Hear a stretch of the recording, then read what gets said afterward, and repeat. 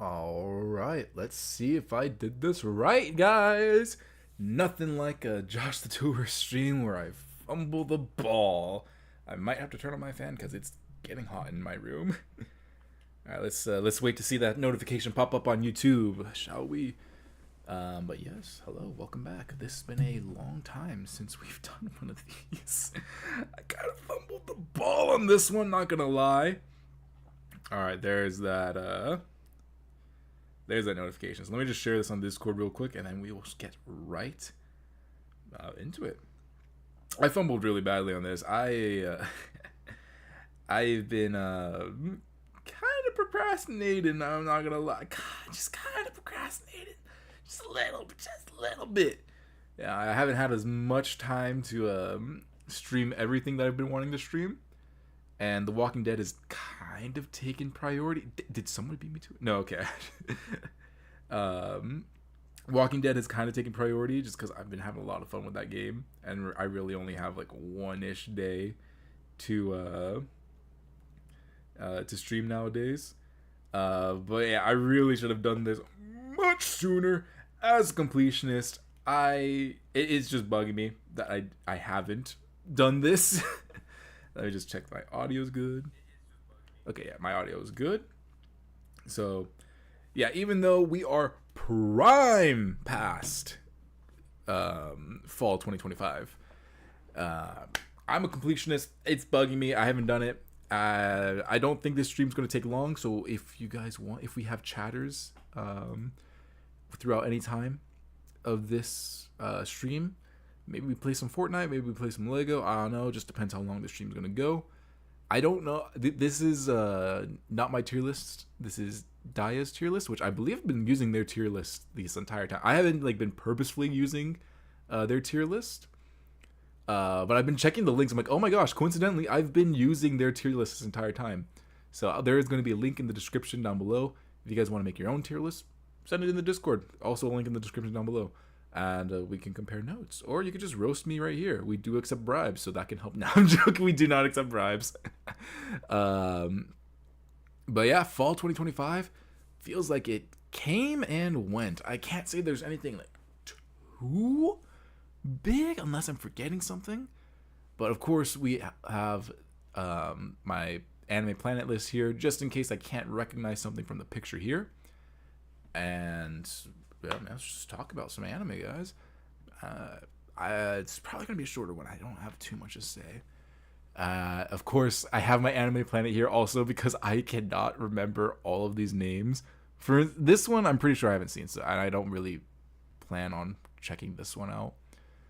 I have my summer one right here, which I don't believe I have any amendments to make for this one. I'm pretty happy with how my summer tier list turned out.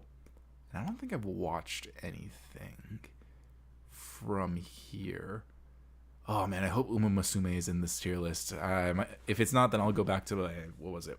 Fall 2025 tier, or winter 2025 tier list? Maybe it was spring. Oh, I really hope Uma Musume is in here. I don't see it. This one could be it. No, that's not it. I don't know. Let's just go. This one, a mangaka's weirdly wonderful workplace. As you can see, I dropped it. I'm not gonna say it's dookie. It's just not my comedy. The main character is very annoying. I just didn't really care. I didn't vibe with it, so it's just gonna go and dropped. I don't have much to say about it. Same thing goes with Alma-chan. Again, not really my comedy. I found the parents to be kind of annoying. Alma-chan is just Anya bait for must protect character or whatever like the Anya award is for the anime awards. I just don't have too much to say about it. Is it Grand Blue Orchestra? I feel like I should probably make like a incognito tab. Not an incognito tab. I should probably side out so I don't spoil some of this stuff. I think this is Blue Orchestra or something. This is one that I haven't seen. I've heard some decent stuff about. I want to watch it. This is season 2 of it. I haven't seen season 1. I think it was on Netflix at one point. They just took it off. I'm even thinking of Blue Period. But Yeah, I was like, oh man, maybe this is the time to catch up, and it just wasn't on any convenient streaming service. And it just went on the plan to watch list. So eventually, when I do catch up to, this year's not a great year to say, yeah, I'll watch it sometime this year.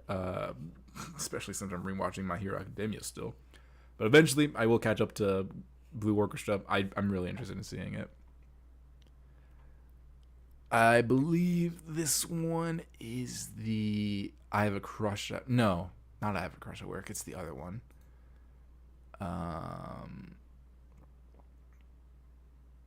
Shoot, what one was it called? Work? That's not how you spell work.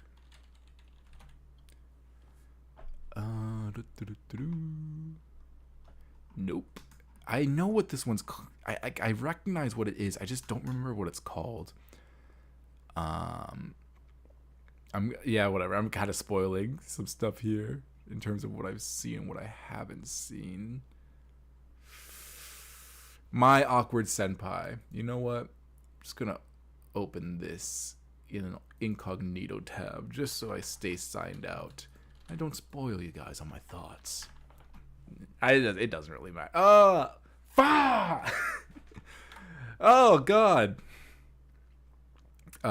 Anyway, My Awkward Senpai, again, dropped. Comedy, not really for me. It's just try to play the awkward senpai. I guess it wasn't really a comedy. It was just kind of more of a slice of life, workplace romance, cutesy kind of thing. Just kind of boring. You see one, you see a lot of them. Even though I'm a really big fan of romance, it's just this one didn't really have anything going for it for me. So again, I guess I could put it. I wish it was better. This was one I was kind of anticipating because I do like workplace romances. I just watched Watakoi, where what's the English title? In Love with an Otaku or something like that. So that kind of set the standard. I really like My Senpai's Annoying. It's just this one was missing a lot of flavor, if you know what I mean. Campfire Cooking, I haven't seen. Season 1 was okay. I don't think I ever finished it. Season 2, there's nothing wrong with it. I just don't have much that I want to... I don't know. I just don't have too much that I'm not really driven to watch it, especially with some of the bangers that we've had. Chitose and the Rimuru bottle. This is dookie, man. This is dookie, which sucks. I was really wanting a good high school romance. I don't think this, unless I'm forgetting, which I probably am forgetting something. I was really wanting a good high school romance. This was kind of a harem. It could have been snafu. It was very, very beautifully animated. But oh my god, the main character is insufferable.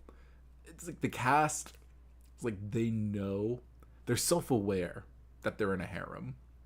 All the girls, they're in love with him. They're self-aware of it. And this guy tries to play it cool. He tries to be like, yeah, I'm the cool kid. I'm spout philosophical quotes whenever it suits me. Aren't I so deep? I'm so cool. And there's this one point where someone's talking. He just spits out, like, he quotes. I forget who he quotes. He just quotes someone. Made no sense in the context of the scene. But like it's treated as, wow, let's devote like 10 seconds of silence to just that amazing quote. And he's so cool. He's so deep. And I'm just like, what does that mean? I could say something random and pretend it's a quote. But yeah, no, this I wanted it to be good. I really wanted to like it, but it just feels like the unpopular kid at school would try to write what he thinks a popular kid acts like. There's a scene where like this kid's getting bullied or something, and like he's Rimaroon or whatever the main character's name is, Chitose. The teacher's like, yo, you're the popular kid, can you go like get this kid out of his bedroom and bring him back to class? And I was like, all right, let me just bring one of my gal pals, and the kid he's a neat, the one that's locked himself in his room, and he's like, oh, you'll never understand my pain.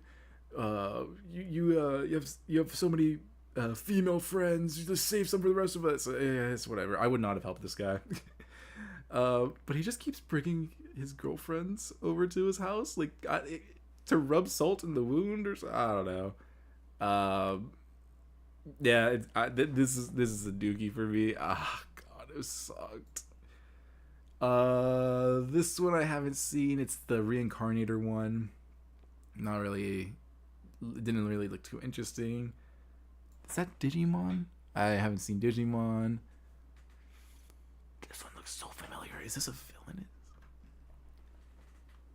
Oh, Twisted Wonderland. Okay, my sister was jokingly very interested in this one. Let me just test to see that chat. I know like no one's watching, but I just want to test to see if chat is working. So let me just because I imported anyone watching the VOD. I imported my my settings for my Walking Dead streams to like this format, and I forgot to test to see if it was working. Twisted Wonderland peak. Just want to see if it's gonna pop up. Yeah, okay, it popped up. We're good. Yo, what's up, Corpse? Thank you for the test. Thank you for the test. All right, cool. So it did work. I wasn't sure if copying and pasting was gonna like mess with it, or if I needed to like put it manually. But I hope you're having a good day, Corpse. Just going over some anime, trashing it. Hopefully we get something that's at least okay from my memory. Twisted Wonderland. My sister was jokingly very interested in this. She's like, we're gonna watch it. I was like, okay, yeah, we'll watch it. We didn't really watch it together. I started watching it, and like halfway through the first episode, she came in. She was like listening to it, and she's like, oh God, this sucks, because I was watching in the dub. I dropped it. I don't think I'm the target audience for this. I never played the game. I'm not really interested in rhythm games. The anime just kind of felt like, I asked Ness what she was wondering. I asked her like, hey, how do you feel about this? Like, how do you feel about the show? She's like, I'm not gonna watch it. And she played the game when she was younger. So I'm not the target audience for sure on that one. Shoot, what was this one called? I need to get, it's something Dawn, right? Dawn. Nope. Dusk. I want to get my slander right. Dusk Beyond the End of the World. This was studio name. PA Works. I was so excited. PA Works makes some bangers. They make some banger shows, and this is an original show from them. The trailer looks pretty good, and that's about it. There's one really cool scene where PA Works pops off on this one at the end of the first episode, where like the animation looks great. Every cool scene from the trailer came from that scene. It was like a 2-minute fight scene, and like the next, I dropped it up like I think 4 episodes. I'm surprised I got 4 episodes in. But this is the most standard, low effort apocalypse scenario you can think of. We've got, I don't know if I could say it in incest, or I don't know if I can say it on YouTube, but we got incest. We have just harems, lollies. This guy is just like he's the Kirito of like the apocalypse, I guess. It's just, he's so boring. I like Kirito, so but the main guy is just so boring. He's got a robot that's in love with him. He's got a lolly that's in love with him. I think he's in love with his adopted, not adopted sister. The robot might also be his adopted, not adopted sister. And oh God, SAO, but they touch burnt grass. Not even, man. Not even. SAO players be like, yeah, I touch grass. It's digital grass. Oh god, the grass is so burnt. Like it's just SAO players are so cooked. The grass they touch just burns automatically on touch. There's no saving it. This was one of the worst ones I've seen. I think all year. Dusk Beyond the End of the World, or Dusk at the End of the World, whatever. Easily one of the worst shows I've seen all year. I can't even say it's a so bad it's good watch. It's just a dumpster fire. And it somehow manages to get worse every episode. The worst aspect of it's the villains. They're so cartoonishly evil. Is like, how do you make the villains worse? They're just annoying. There's everything about this show is annoying. God, I hate it. Gintama, I haven't seen it, but I do want to watch it. I will eventually get around to watching all of Gintama because I've heard it's really fun. This one I don't recognize. What is this? I'm just gonna move it like up here and okay, just to like. Whoops. Oh, is that Girls Band Cry? Oh, it's the movie. Okay. So Girls Band Cry released a recap movie, so that's already going in my goats. I love Girls Band Cry. I haven't seen the movie, but it's a recap. So if you haven't seen Girls Band Cry, go check it out. CG animation, not as good as Trigun's, but this CG animation has style and flavor to it. They knew the medium that they were working in, and they weren't using it as a way to cut corners like a lot of other CG animated shows do. It's like they knew their strengths, they knew their weaknesses, and it elevated the show so much. And it's got some great music too. It's a girl band show. If you couldn't tell from the name, but it's one of the best. It's one of my favorite shows of, I believe, 2024 when it came out. And I'm hoping we get a season 2 because it's an original, and it ends off in a way where it's satisfying if it's season 1, but there's so much more to explore. So I'm hoping for season 2. That one I don't recognize. Oh, Genosha. This is a bad season, guys. This is I'm gonna put it in I wish it was better. I think it is Dookie, but this was a show that I really wanted to be better. Premise is basically Among Us, but anime. So it's this crew on a spaceship, and there is a Genosha among them, and it's like this. I didn't watch far enough to understand what a Genosha was, but basically, it's like a parasite or something that infects the crew. And if there's 2 Genosha, or if you are left alone with a Genosha, or if there's 2 Genosha, and there's less humans than Genosha, it's game over. And it's a time loop series, so that could have been really cool. Because the main character, I think his name is Yu. So Yu, he fails the first run, and he dies to a Genosha. And he wakes up and he's like, all right, I know who the Genosha is. Plot twist, it wasn't the same person. That was the Genosha. So it's like, wait, so what is happening right now? Because from the time I woke up to the time that like the Genosha was voted off, literally nothing could have happened to have changed it. Which I believe it is explained like later in the season that like it's not that the person was infected before they took off. It's something else that's happening. That's why the Genosha keeps changing who their person is. But my big thing, it's called the fall season for a reason. The quality be falling.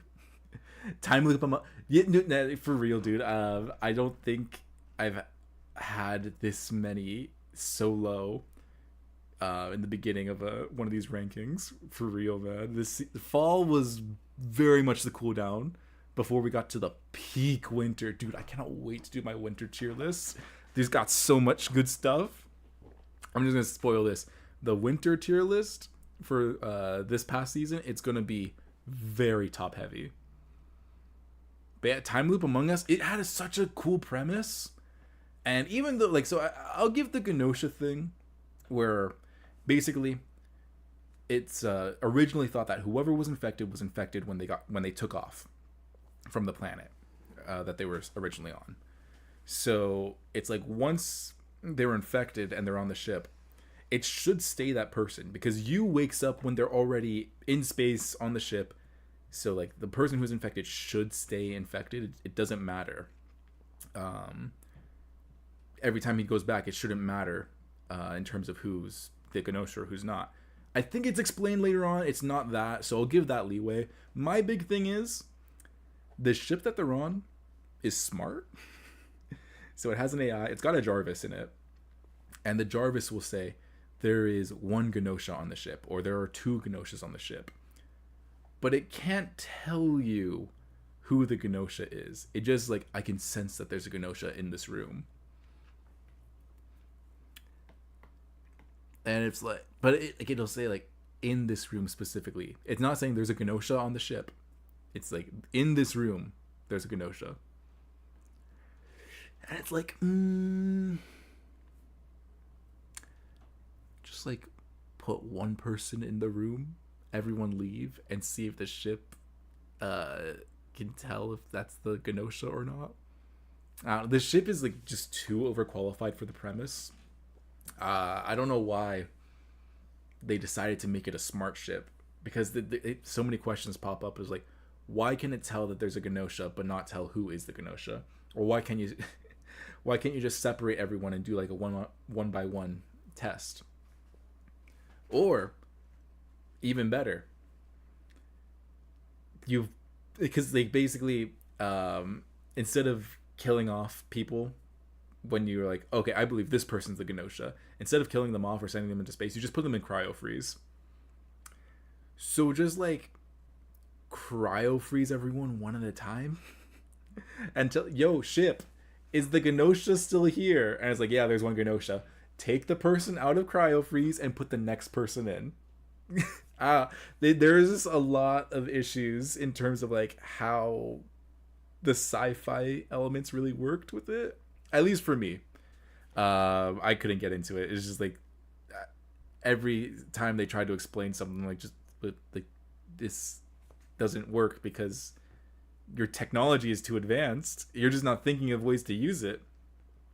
But this is based off of a video game, so in the game it makes more sense because it's a game mechanic, so you need the ship to tell you if there's a Genosha or not. So in the game it makes sense. There's a little bit more leeway. In the anime they should have changed that because it brings up way too many problems. This one I haven't seen. This is an isekai fantasy I haven't seen. Is that The Dangers in My Heart?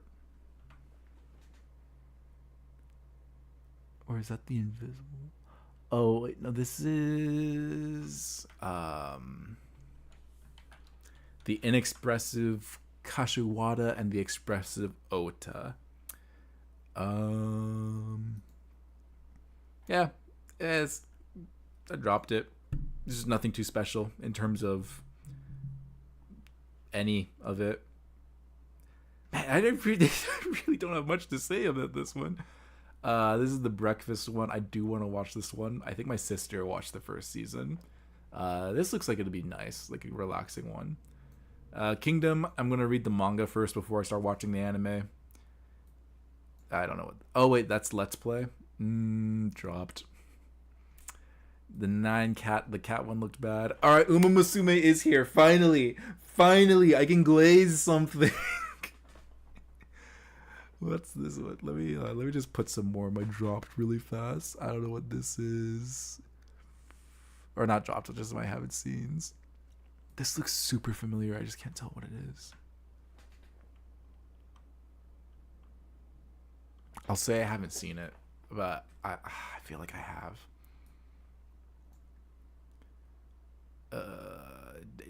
That's the isekai. Oh, is that the super long, ridiculously long name one? I haven't seen this. This one I couldn't find anywhere, and I think I'm missing a lot of context, so I'm not gonna rate it. Haven't seen this one.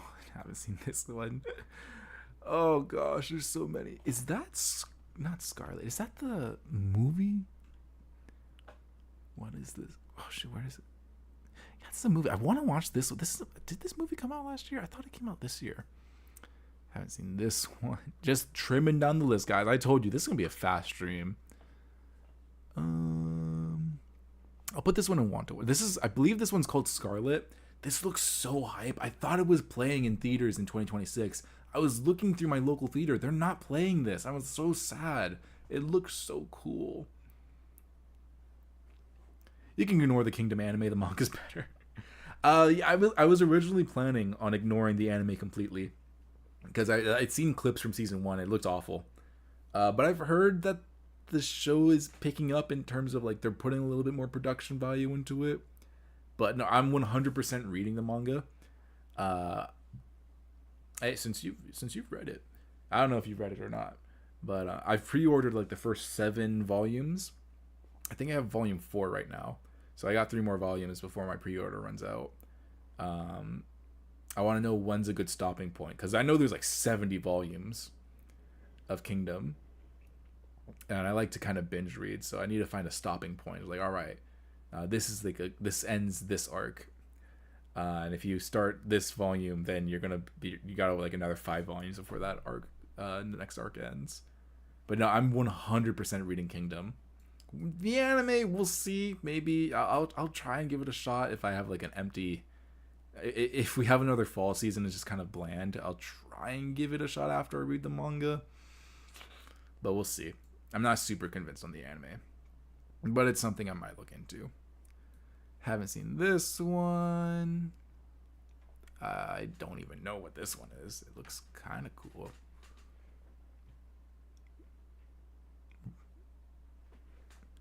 Oh, this is the historical figure boy band one. This is K-pop Demon Hunters, but it's Benjamin Franklin. No, I have not seen that one. I heard it was bad though. This is a villainous one. We don't watch villainesses in this house. Don't know what this one is. Don't know. Is that Bookworm? No, Bookworm didn't come out last season. Just trimming down the fat, guys. Give me 1 minute. It looks like Zombieland Saga. At least the girl does. Don't know what this one is. I did not watch this Last Boss Maharaga one. This I did not watch either. It's just another fantasy isekai one. This one didn't watch. This one I did not watch. That the camping one, and then I did not watch Tales of the Wedding Ring season 2. I did not watch that one. All right, everything left I have seen. So before we go into glazing, I just want to tear. Is this the camping one?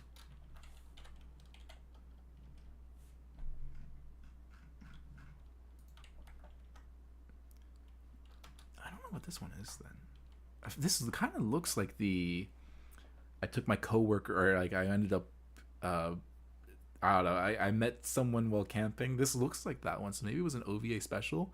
If it is that one, then I haven't seen it. Benjamin Franklin deserves a harem anime. Dude, you know what? If they made Benjamin Franklin young but gave him his old man haircut, you know, like the giant bald spot, and he still got a harem, I'd love it. I'd love to see that. Well, I feel like the historical figure boy band anime, if they went all out with it, if they just did not care, and if they just went balls to the wall, we are going to have the most fun we can have with this absurd premise. You know, we're not going to take it seriously at all. I think it has potential to be very fun, very silly. I haven't seen it. I haven't heard really good things about it, so I can't really talk too much, but I would love to see like historical figure anime where they're like, you know, just like, let's give Benjamin Franklin a harem, let's give George Washington a harem. What happens if I'm trying to think of like a Japanese, I don't know too much Japanese history, but like, your boy Kaming, I don't think Kaming, I don't know if he was a real dude or not. That was hilarious. If you haven't seen your boy Kaming, or Kaming, I think it was Kaming, but it's basically this war general back in like the heyday of Japan. I forgot what era it was, but way before any technology, he was a war general, and he died of illness, and then he gets not reincarnated, because it's not that he was reborn, but it's just his body transports from like the 1400s Japan or 1200 Japan to like modern day, and he uses his war general tactics to help this girl become the most well-known singer in Japan. And I think someone quotes The Art of War, and he quotes it back to them. He's like, "Oh yeah, I knew that guy. I knew the guy that wrote The Art of War. I helped him." And it was something like that. It was so funny. I love your boy Calming. I need a season 2. I need to go buy the Blu-ray. I need to show my support for that. But you give Benjamin Franklin something like that, I'm all in. I am all in. Benjamin Franklin was known for being a massive player. Let's go. I didn't know that. You go, Benny. Making the John Lennon of the band. Dude, please. Let's do the boy band anime again. All right, let's do it again. Just not like this. Let's not make it an idol show, because I believe this is an idol show. Let's do it again. There's promise in the premise. Let's do it again and just not care. Let's go. Get the people that did your boy Calming. I think we can work some magic here, and like pool different historical figures from different time periods to create the ultimate band. Like don't pull like Benjamin Franklin and like 4 other people from his timeline. No. Pull Benjamin Franklin. Then like I'm so bad at historical figures, guys. But yeah, they pull like 5 different people from 5 different time periods, create the ultimate band, and watch them work together. I don't care how absurd that sounds. I need that. All right, I think I roasted everything. I don't know what this one is. I'm gonna put this one here. I just don't recognize that. But all right, let's just go down the line now. I got Yakuda. I'll just put this in dropped. This will be the last time I rate Gachi Yakuda before I put it in haven't seen. I didn't really vibe with the first season, or like I didn't really vibe with the first like 2 or 3 episodes that I watched. But who knows? Maybe next year. I'm sure this is gonna get a season 2. Maybe next year though. I'll have given the show a second chance. I liked it better. It's happened before.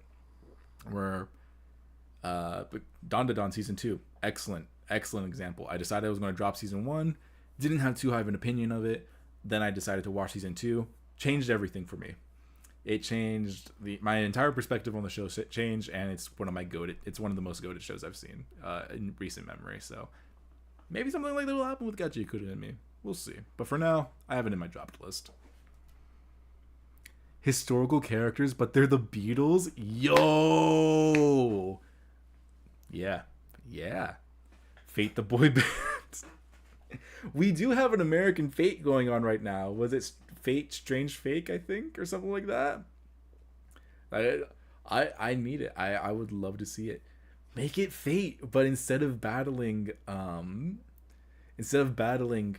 other players to the death, you're battling in a battle of the bands, and the person I forgot what like the people. So you have the summoners. The summoners. The summoners are the band managers. So instead of one historical figure per summoner, they get like 3 or 5 of them, and they have to manage them. Corpse, we're cooking, man, we're cooking. Someone get someone on Japan to write this. Only the Japanese are zany enough to do something with this premise.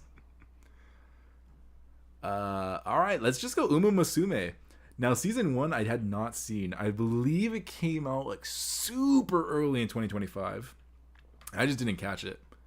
And let me just say, I'm so glad I did not watch season 1 when it was airing, because I got to binge all 20-ish episodes of this series in one go. This series, you can thank this series for this video being so late, because boy oh boy,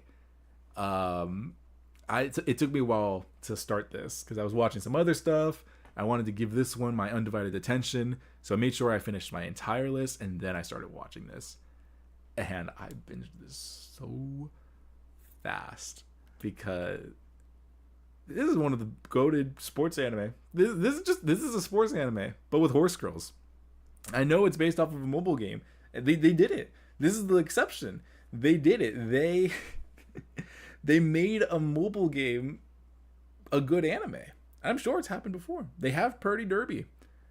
I haven't seen Purdy Derby yet. I'm going to. After watching this, I'm definitely checking it out. I was actually going to put it in great because I wasn't a big fan of the music, but this season's so depressing. I think this might be my only goat. I have a technicality, I guess. Oh my god, this is like one of 2 or 3 goats. Oh no. Oh no. Wow. Sorry, I'm just looking at the rest of the season. Like everything I haven't ranked yet. Yeah, this is like one of... This is not... I don't even want to count this as this season because I'm just basing this off of what I've already seen. Yikes. Fall was really bad. This can't be it, can it? Yeah, we do need to call... I am actually very interested to ask Sora about what he thinks about that premise. Oh, I think not realistically, if I was to compare this to like the whole year or like everything, I think I would probably put it in great just because I wasn't the biggest fan of the music in this show. I know that I'm pretty sure that it's the same music that he used for the actual races or something. I'm not sure. Maybe not. But I was so spoiled because before I watched the show, I was watching edits on TikTok. They used the most awesome music for these races. I don't feel like the show had, at least for me, the music wasn't for me. But for this season, yeah, this is easily a goated show compared to everything else here. It's kind of slander to put it in great. For anyone watching the VOD, the way I rank these tier lists, I forgot to say that in the beginning of the video, but it's not like compared to every single anime, every single show that I've seen, this is where it goes. No, it's not like that. I rank these based off of the season. So we can have an S tier show that's realistically an A or a B tier. But because the season performed so poorly, or just basically compared to everything else that came out in the season, it's an S tier. That's how I rate that's how I do these tier lists. I base it off of everything that's in the tier list, not stuff that's outside of it.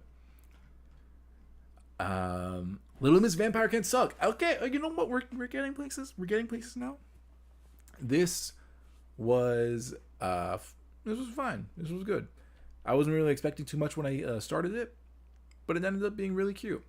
It's about a vampire.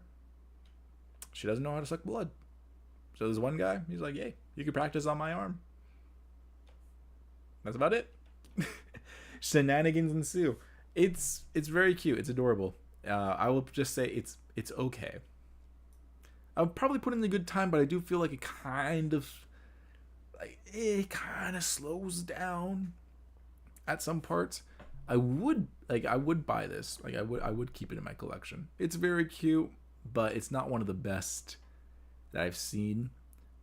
I think overall, I would rate this as okay. It's very adorable. It's very good for just like, if you just want one last thing to watch before you go to sleep, this is it.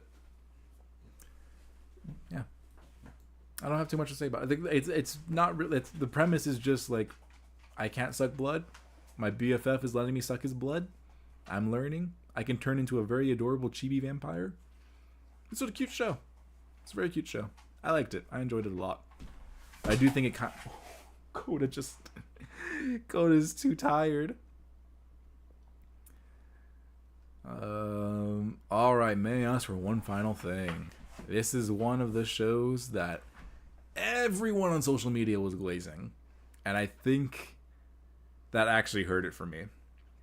Also, let me just say for Little Miss Vampire Can't Suck It, right? I don't know. I feel like this it could have used a dub. I think it could have like been really good as a dub. Um, but it's only subbed. I think it could work. Anyway, may I ask for one final thing? Everyone was glazing this online when the season started. Everyone was saying like, "Oh, it's the best villainous anime of all time. It's so great." After I watched the first episode, I kind of understand why. Just because she lives she does what like we all wish we could do in villainous anime. She punches the nobles that suck in the face.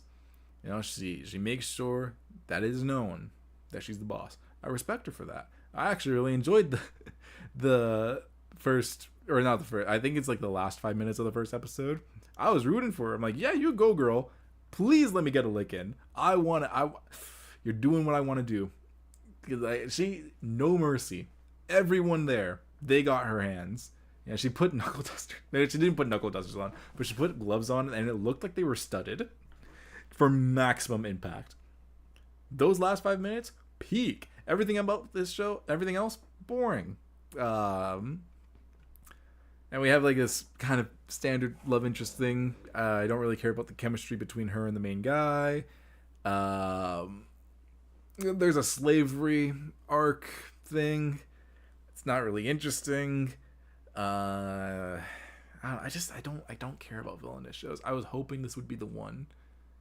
I was hoping this would be the one that like got me into it, but alas, it's not. And I have to say, spoilers for the winter 2026 season. I did not learn my lesson, and I once again gave another villainous show a shot, and it was just as disappointing as I feared.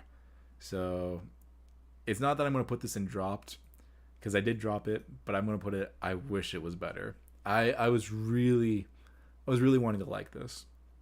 But after the first after those like very cathartic 5 minutes of her just going to town, punching those nobles, putting them in their place, the show's got really nothing for anyone, or at least for me.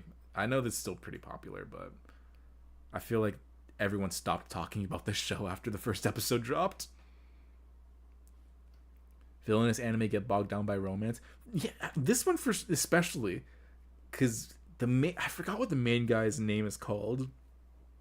But yeah, Scarlet, you know, she did not need a love interest, but they really push the idea of her and the main love interest, and I don't feel like the chemistry was cooking at all with them. But it was more than that. I'm sure other villainous anime. I don't watch enough villainous anime to say that's a fact. But did I watch Ray Liana? Yeah, I did watch Ray Liana. Again, didn't care for any of the chemistry in that show. But yeah, the romance just does not help. I feel like this. I don't know, like the slavery stuff should have been interesting because it's her trying to dismantle her country's slavery problem. But I guess I've just seen so much anime that has slavery. I'm like, yeah, we're doing this again, huh? Yeah, we just can't stop doing slavery, can we? And it's just not really handled in an interesting way. Man, I just have to stop watching villainous anime because every time I'm like, maybe this will be the one. Maybe this will be the one that I get into. And every time I'm like, man, I regret. I can't get those 2 hours back because I do give them a shot. I give them my genuine shot. I do want to like them. This genre's not for me. What was this one called? Robotic Mary?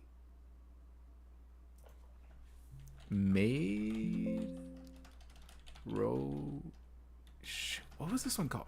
I feel so bad. Every time I forget a show, I feel bad. I don't know why I feel bad. Mechanical Mary. Mechanical Marie?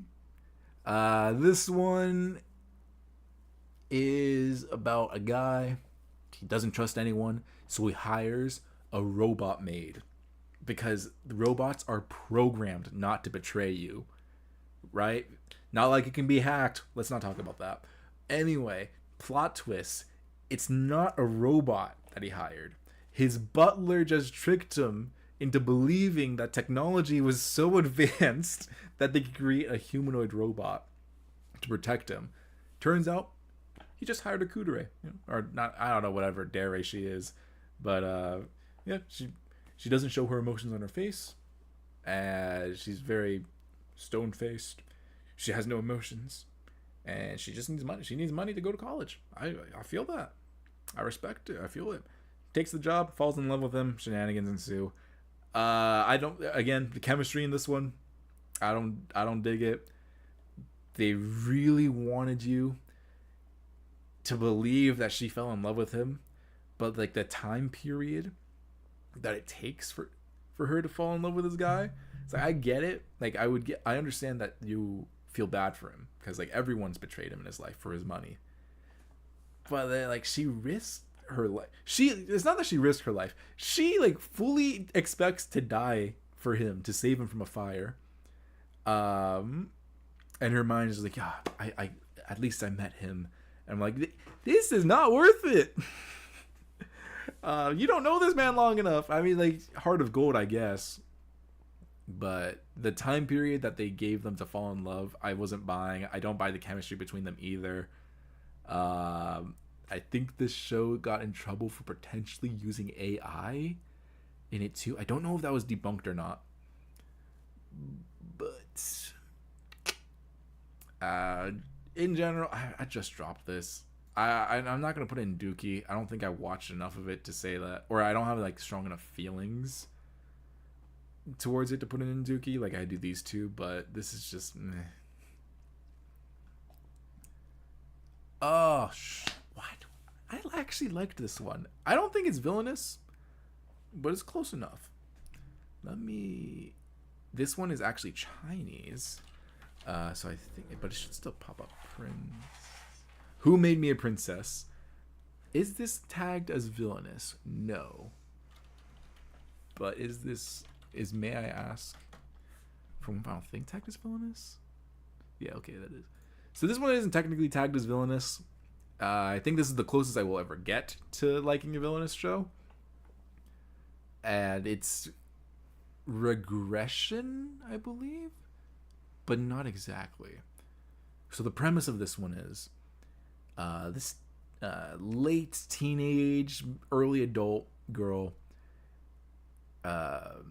she's been shunned all of her life. Her father just does not want to see her, never wants to meet her. Her mother died in childbirth, and she's been shunned from royalty all her life. When she becomes of age or something, she's framed for using dark magic, and she's put to death. But she wakes up in her child form, like 4 years old, I believe. But the child doesn't remember what happened. It's not that she wakes up into the 4-year-old body and she's in, like, the 16, 18-year-old is in control. The child has the memories, but like they're broken memories of her adult self, of her late teenage self. And she's terrified. She has all these horrifying memories, but none of the context, or not even like the like, it's just like this memory here, this memory here, this memory here, this memory here, this memory here. Like, she does not have a line to go like what's the like, how does these all go, how does this all happen in context. So this 4-year-old girl is just terrified of what she's just dreamed about, and she uses these memories to try and change the future. Like, she kind of recognizes, like, oh wait, someone's gonna die in that spot, and she changes the future. And then, like, I found it to be really interesting. I do think that the last 2 or 3 episodes of the show, they kind of lost me, especially the finale. But overall, I actually really enjoyed the show. The animation, it's not just good in terms of, like, it looks pretty, but there's a lot of extra movements. You can, like, that's something I really appreciated in it, is that characters felt very alive. in terms of their expressions in animations, because it's not just character talking and just the lips or mouth moving. Just, characters, they just kind of do zany things, and it was visually very nice to watch.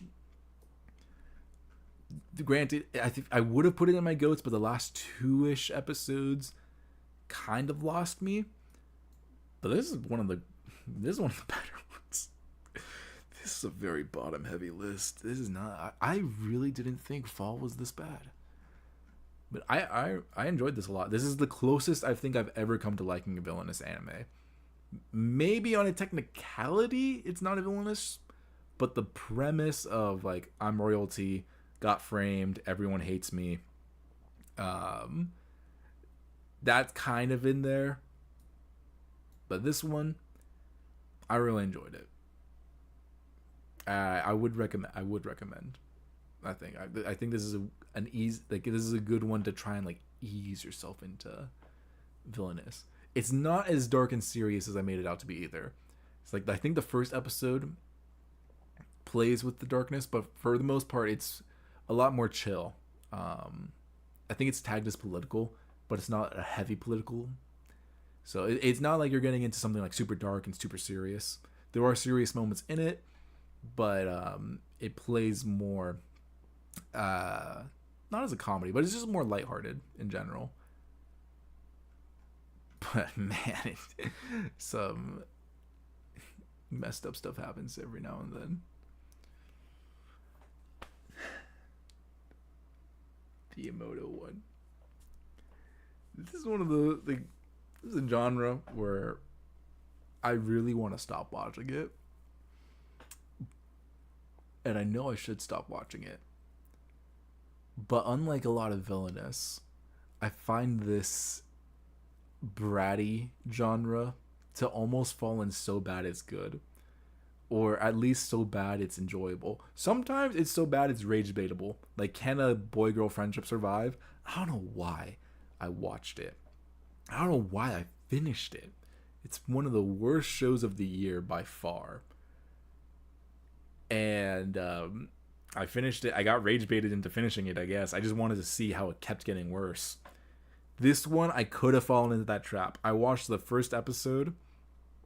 It's about a guy and his best friend's little sister's into him. And when I say little sister, I don't mean like a 4-year-old. It's just like 1 or 2 years younger than them, I think. And then plot twist, his cousin comes into the picture, and his cousin's dad is like, I want you to pretend to be your cousin's boyfriend so boys don't hit on her at school. And like that's where the cliffhanger for episode 1 is. I'm like, oh my god. I was this close. I was so close to watching episode 2, but I knew if I kept watching, I would hate this show. Because the little sister character is so annoying. She's all the worst parts of the main girl in Can a Boy Girl Friendship Survive. It was just copy and paste. And I'm like, I know if I watch episode 2, I'm gonna get stuck watching this show. I was so curious to see how this train wreck would even begin, but I made myself stop it. So I cannot put it in Dookie. I didn't watch. I did not watch enough of it to put in Dookie. I know probably in my heart of hearts it is, but who knows? Maybe it reaches that nirvana. Maybe it hits that nirvana where it's so bad it's good. But I cannot tell you that. I stopped myself. I did the healthy thing, and I dropped it.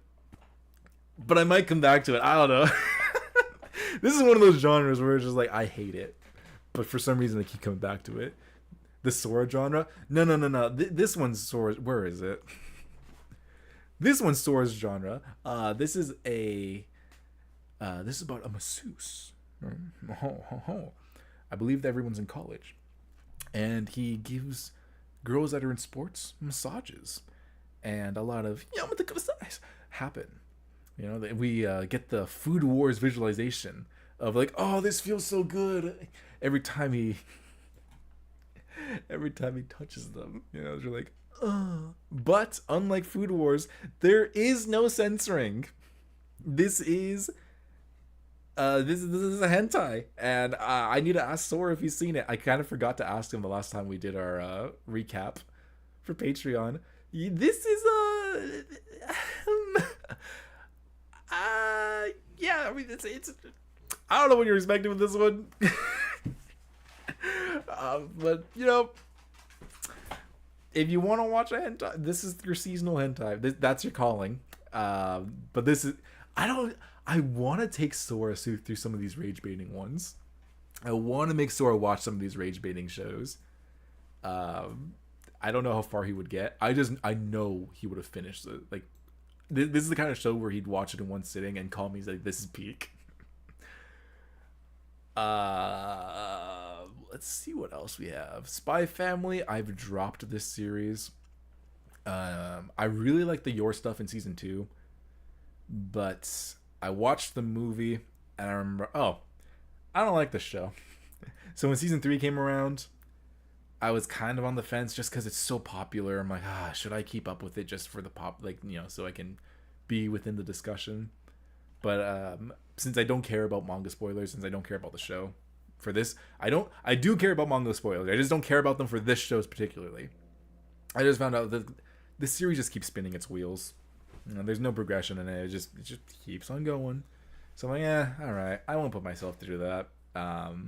There's good aspects to it. I just don't care. So it's officially dropped.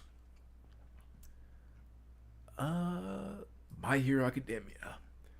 I have not seen season 8 yet. I am in the middle of my rewatch.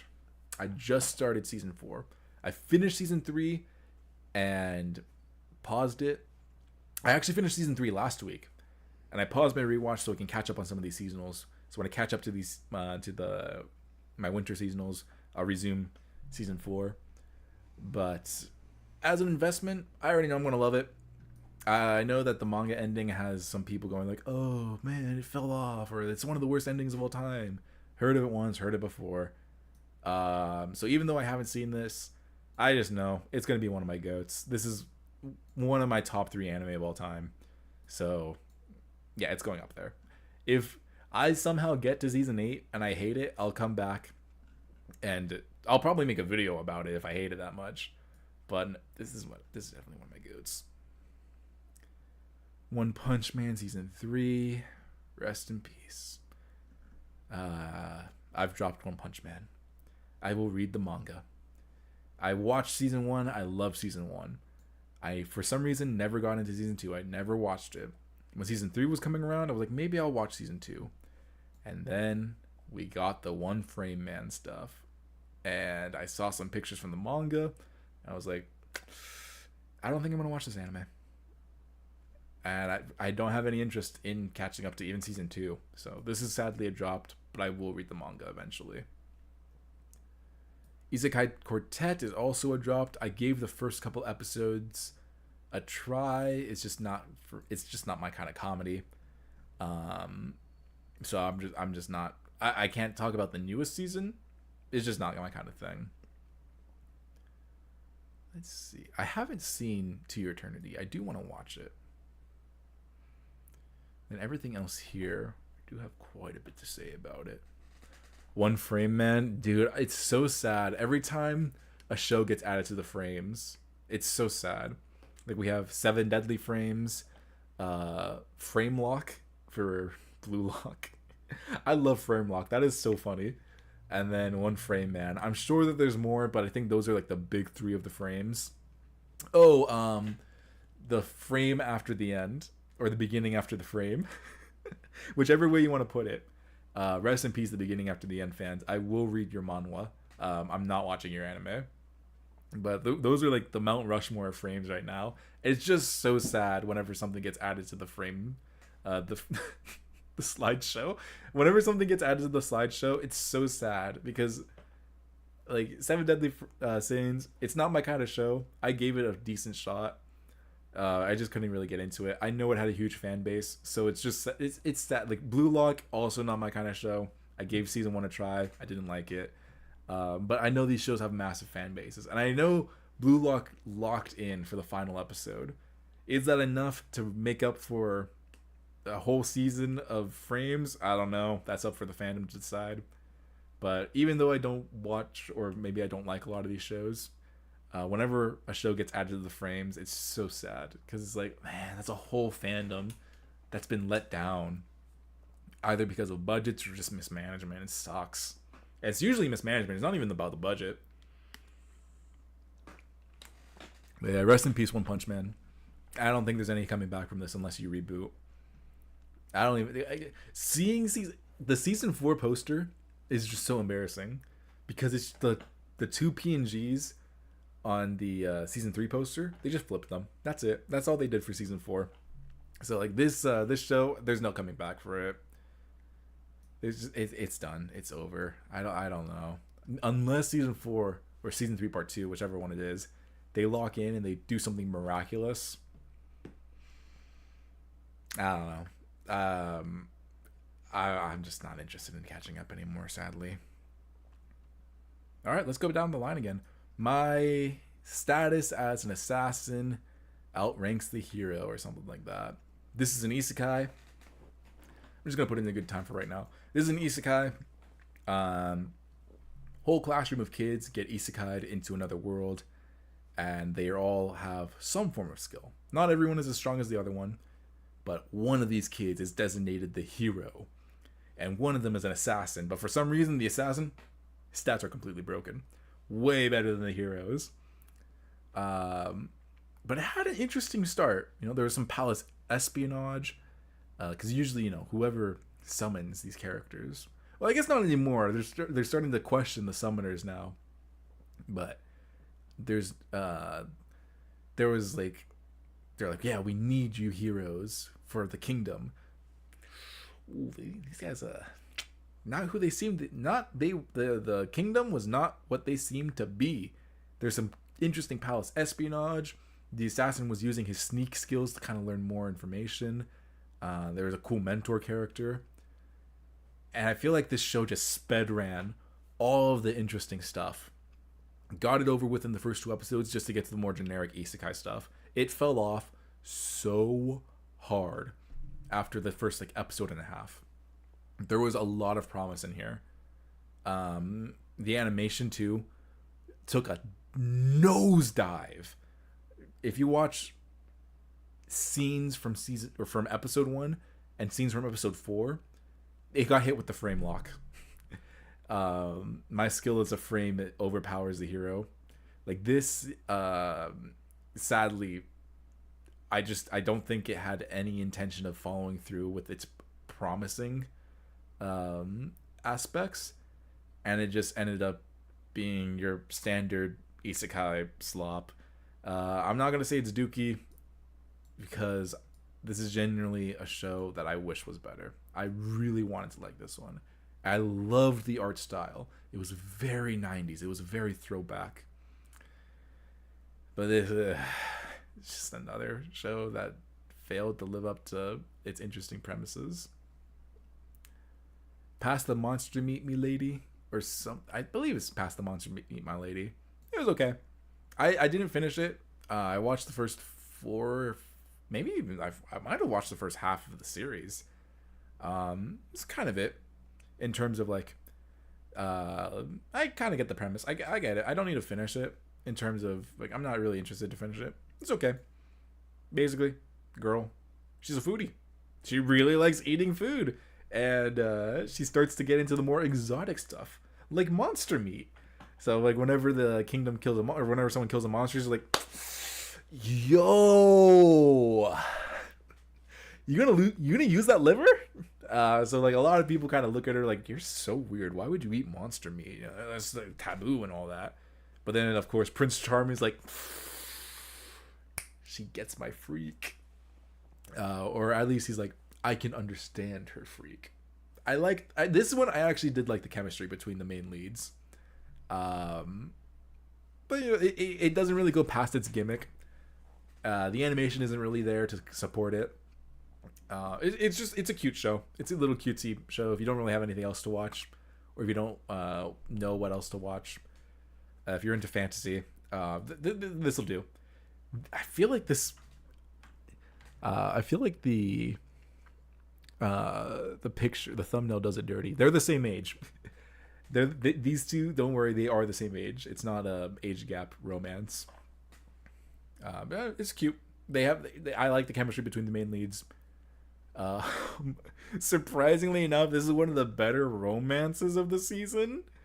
Oh my goodness. I was not expecting this much of a gap, but here we go. We'll keep going.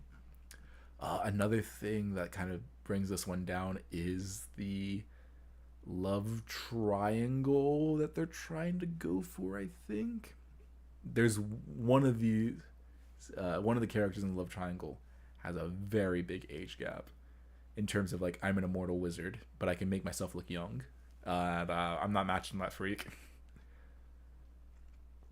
Again, we have another okay one. What's his name? It's the Kamen Rider one, but what's the guy's name? Tojima wants to be a Kamen Rider. This one had it had an absurd premise in terms of, it's just this guy that wants to be a Kamen Rider. He wants to be a Power Ranger, but he lives in the normal world. There's, at least in the beginning steps of this series, it's just the normal world. So he trains and trains and trains and trains until he can take on a bear with his bare hands. That's how dedicated he is to becoming a Kamen Rider. But when he hits 40, and obviously the Kamen Riders don't come to recruit him, he gives up on his dream until he stops a robbery. And he's able to do this while wearing the Kamen Rider mask. So he becomes a vigilante known as the Kamen Rider.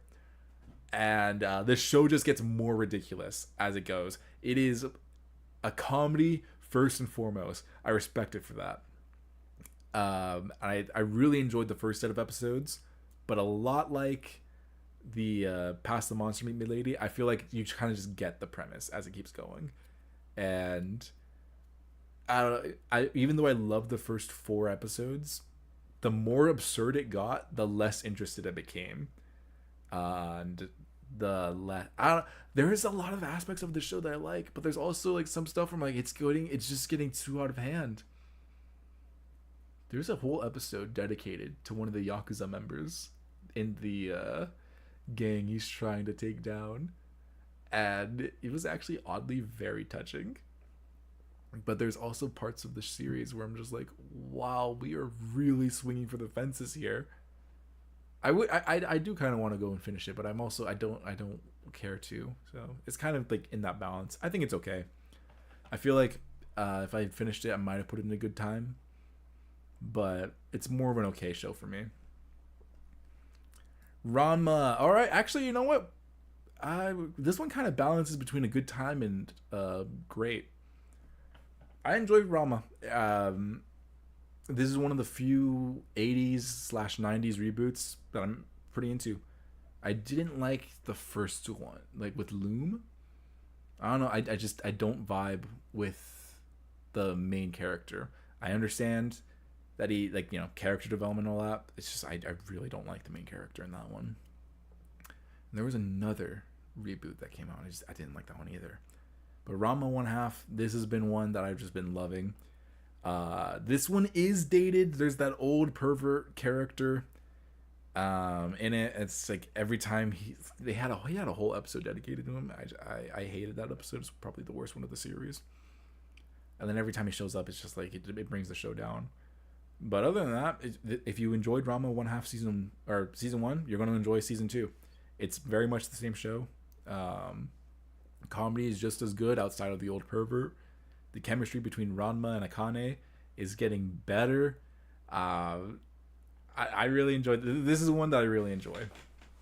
I like the comedy in it a lot, and I'm enjoying the characters a lot too. Again, outside of the old man. I'm going to put this in great. I'm actually going to put it above.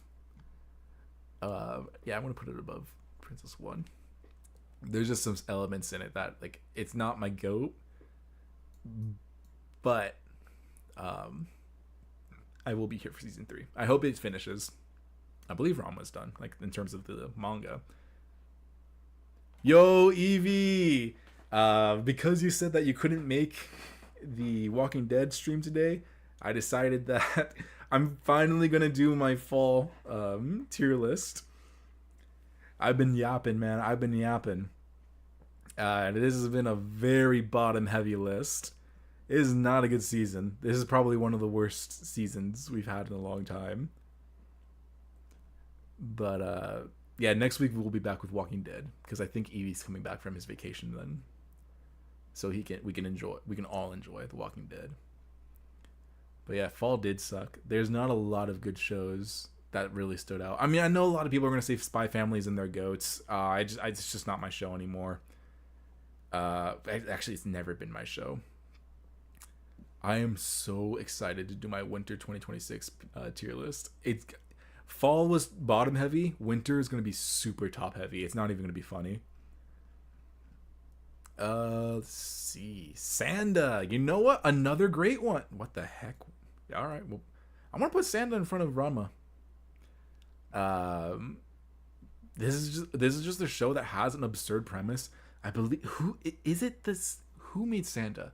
Is it the same person as Beastars? Wait, no. Who made Sanda manga?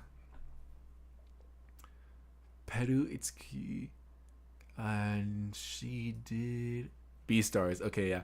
This is the daughter of Baki, the guy that made Baki. That's his daughter, and you can just feel the energy. This is an absurd premise, dystopian future, where youth is idolized. You know, people get old, and once you pass puberty, it's like you're old because like there's like a birthing problem, so you're no longer seen as valuable. So children are kind of forced to stay in childhood, and they can accidentally hit puberty, and if that happens, it's over for them. But you know, it's just a dystopian future. There's no hope. So this guy, he's the descendant of Santa Claus, and his Santa DNA has been awakened, and he must bring hope, joy, and Christmas back to the present. You know, he's got to bring it back for these children to finally smile. And I loved it. It's got one of the better villains too. The principal is scary in this one. But yeah, Sanda, if you haven't seen it, go watch it. Just keep an open mind. This is a very weird show at times. Not the weirdest I've seen, but it kind of becomes it gets there. It's also pretty depressing with its themes. I don't know why I do want to put it in my goats, but I'm also like, I don't feel like it. I think this is one of the goats. Yeah, this is definitely one of the goats of the season, for sure. Yeah, this is definitely one of the goats of the season. It just stands out. It's one of the most unique shows of the season, and it sticks the landing. It stands out. I hope we continue the series. Sanda was your favorite for fall, dude. I respect that. Honestly, if it wasn't for Uma Musume, I'm gonna actually put My Hero in the back because I haven't seen this season yet. This is just an investment pick. It's between these two, Sanda and Uma Musume, part 2. Like, if it wasn't for Uma Musume, this is easily the best of fall. I'm gonna put this one in the back too because I haven't seen this movie, but it's just a recap movie.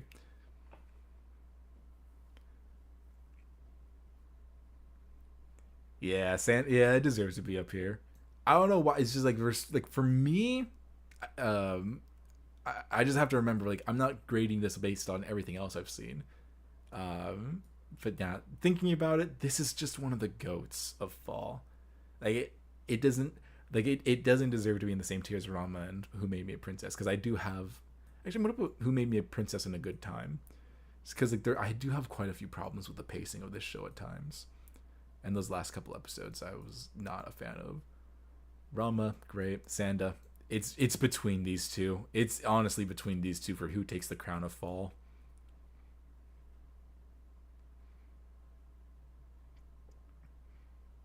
You haven't seen Uma Musume yet? Yeah, you're gonna enjoy it. You're gonna watch it like really quickly. It's one of those just easy watches. Um, and My Hero Academia, yeah, I need to get caught up on this. I'm on season 4 of my rewatch, but I've taken a break to catch up with Winter. I've started Hell's Paradise, and after I finish Hell's Paradise, because that's my action show, I'm gonna start watching Fate Strange Fake, and that's really it for the action of this season. So I'm gonna start watching My Hero Academia pretty fast again, probably next week. And season 4, oh god, season 4. I might just save it till the end of next week so I could just watch the first half of it in one go. But yeah, no, Sanda and Uma Musume, these are the top dog. Oh wait, there's one more. There's one more actually. I just remembered. We'll get to it when we get to it. I think there's one more show that takes my goats for me. But let me just catch up on the chat. Dog, I don't think I've dropped a single one of the shows I've seen for winter 2026. Like even the shows that I said I would give an episode, a single episode, I had dropped. Like even the shows that I said I would give a single episode, I had dropped. I have dropped a few shows this season, but a lot of the shows that I said I would give one episode to, I ended up extending. Winter 2026, there's just something about. I mean, 2026 is just looking to be a stacked year in general for media. From movies, anime, books. Oh God, my wallet is gonna be crying. I need to get a job in terms of like, I lose my job in summer. I just saw someone's speculation for what's omnibuses are dropping in the second half of 2026. Yeah, it's bad in terms of my wallet. Superman Triangle era, Detective Comics Nocturne. But yeah, like everything about 2026 is just peak. And even for winter anime, a lot of the shows that I'm like, no, it doesn't really look like it's for me, or yeah, I'll give it a shot. I'm keeping up with them. The Kaya-san isn't scary, or Kaya-chan isn't scary. It's one of like, that one. I was like, it's a horror. I'm probably not gonna like it. Not only is it a horror, it's a horror comedy, and it's probably not gonna be that good. I'll give it an episode. I'm caught up. I'm like 7 episodes in right now. It's one of the best of the season. And it's just like everything is so good. It's one of the best of the season that I've seen. I have a lot of shows that I haven't caught up on just because I know I'm gonna like them and I'm gonna binge them later. Yeah, like I haven't watched Medalist, My Hero Vigilantes, Sentenced to be a Hero, Journal with Witch. I know, I need to get up. Is a free so Eevee, you said Freerun episode 6 when that gets dubbed I should binge it, right? And do you guys have like any recommended stopping points for Sentenced to be a Hero?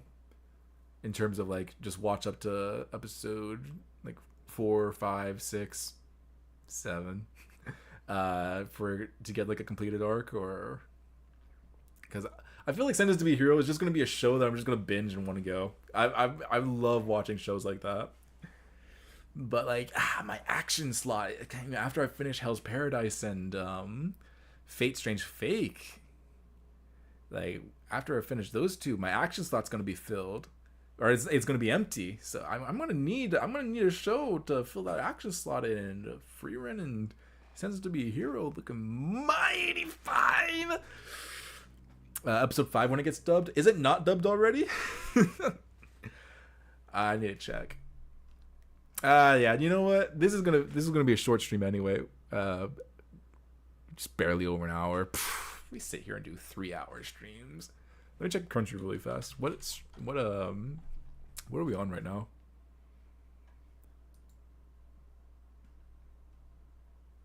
Episode 5 is dubbed. I can start watching it. Let's go. All right, I'll binge Freerun. Sometime next week. I would have said like today, but I'm really into Hell's Paradise right now. And then I want to watch Fake Strange Fake. So yeah, I'll binge Frieren sometime this week. And then Sentenced. This one is... Oh, this is the same day dub. Love that. All right. Got a month left before it ends. Ooh. This says 1. I might start Sentenced to Be a Hero.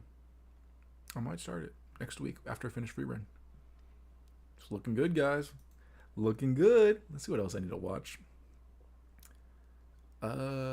This is what I want to get caught up on, but it's mostly romance. I don't think there's any other action. Trigun. I need to rewatch Trigun. This has got to be a show I got to rewatch. Like just all like complete absolute peak.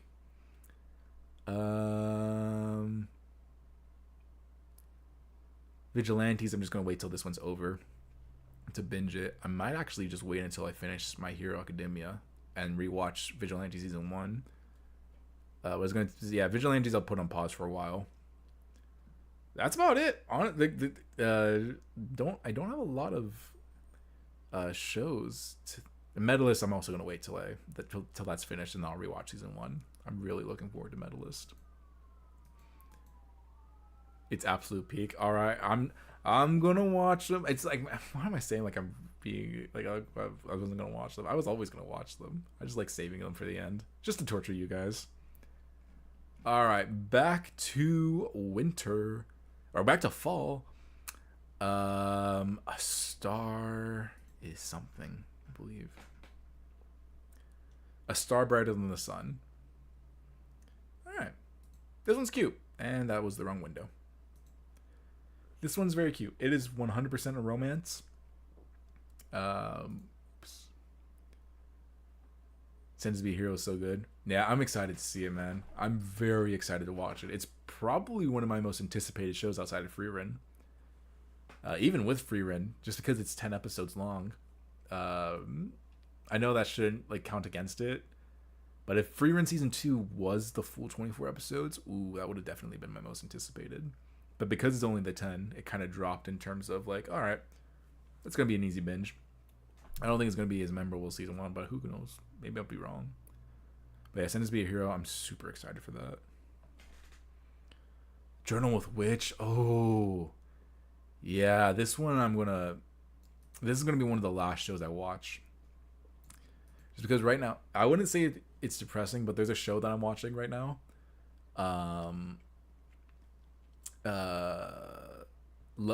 Love Through a Prism. Why do I always forget shows? Love Through a Prism. I wouldn't say it's like necessarily depressing, but it's one of those like slower shows. It's much more thoughtful. So I need some, not trashy rom-coms, but I need some rom-coms right now. I can't go into another depressing, slow, and thoughtful show.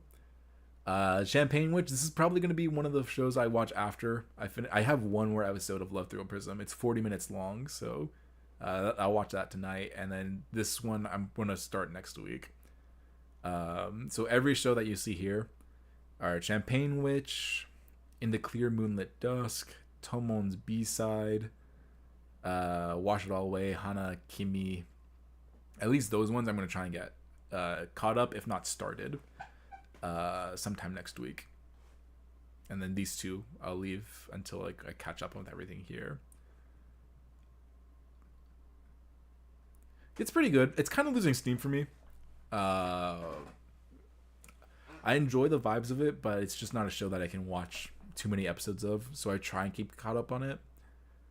Just because like I don't see myself binging 3 to 4 episodes of this, but I've been falling behind because I've just been loving Love Through a Prism. But it's pretty good. I guess we'll see where I rank it in probably the next a month, maybe like 4 to 5 weeks. You haven't started season 2. Season 2 I think is just a continuation of season 1 from how I feel about it. It's kind of like how Loki, I don't know, I don't really count Loki season 1 and 2 as 2 separate seasons. It's just like Loki season 1, Loki season 1 continued. That's how I feel about season 2. So if you like season 1, you're gonna like season 2. I kind of regret not rewatching season 1 before watching season 2. There's a lot of good stuff in here. There's a lot of good stuff in there. All right. So Star Brighter Than the Sun. This one's a really cute one. It's a romance, childhood friends. I'm going to put it in a good time. It follows a lot of the miscommunication trope, but it's also very sweet. I don't know. I enjoyed this one. This one was very cute. It's vanilla romance. No like insane plot twists. No love triangle.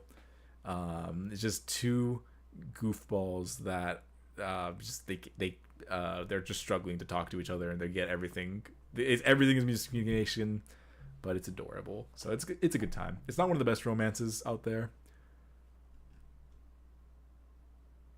but it's the best romance we've got here, honestly. Ooh, I'll actually put this above Who Made Me a Princess. I haven't started The Invisible Man and His Soon-to-Be Wife. I haven't seen it either. The Invisible Man and His Soon-to-Be Wife and Tune Into the Midnight Heart are going to be the last two shows I watch in this big list. It's a 3.8, so it's fairly highly rated. It's a little bit lower than I was hoping for, but I haven't really heard anything too much about it. So I don't think it's making that many waves in the community. But no, it's probably just going to be enjoyable. I wish it had a dub. Oh man, I wish it had a dub, especially for that voice actress that really wanted to voice the girl lead. Oh man, I know that she really wanted to do that, to get that role. So I hope that if this does get a late dub, I hope she gets it. I really hope she gets it.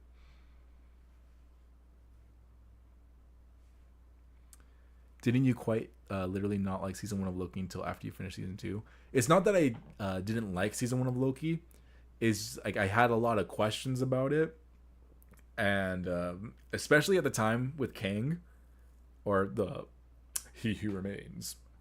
I wasn't really sold on it, but when season 2 came, it completely recontextualized season 1.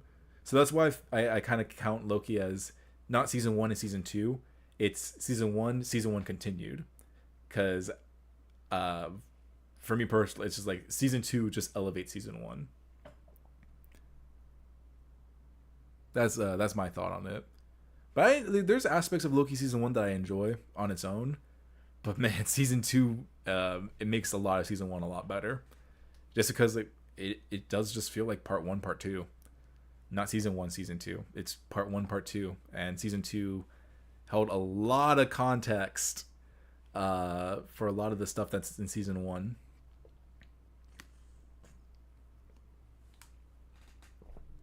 And the season's this stacked, I'm not surprised The Invisible Man and his soon-to-be wife isn't getting that much attention. For sure. Yeah, same. Especially since, Love Through Prism is pretty underrated as well. Oh, man, dude, we're going to have so many things to nominate. This is going in Best Original, Romance, Most Underrated, at least. And Drama. 4. This is easy a 4-category show. What other romances are there this season? This isn't really a big season for romance, I realize. Oh, You and I Are Polar Opposites. Yeah, that's going to definitely... I haven't started it yet, but this is definitely going to be like one of the best series of all... best series of the season. Not of all time. Hey, maybe all time. Not a ton of romances. It's kind of weak in terms of like really strong romances. Unless like I watch these like several that I haven't seen, and they're like... But a lot of the romances I feel like have gone kind of underrated this season. But like this season's so stacked. Jujutsu Kaisen, everyone's talking about that, so it's like not fair to everything else.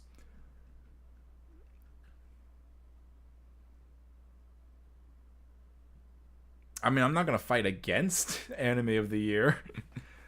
I've heard it's great, so yeah, I'll let you nominate it for Anime of the Year if I hadn't seen it by the time we start doing our nominations. This Monster Wants to Eat Me.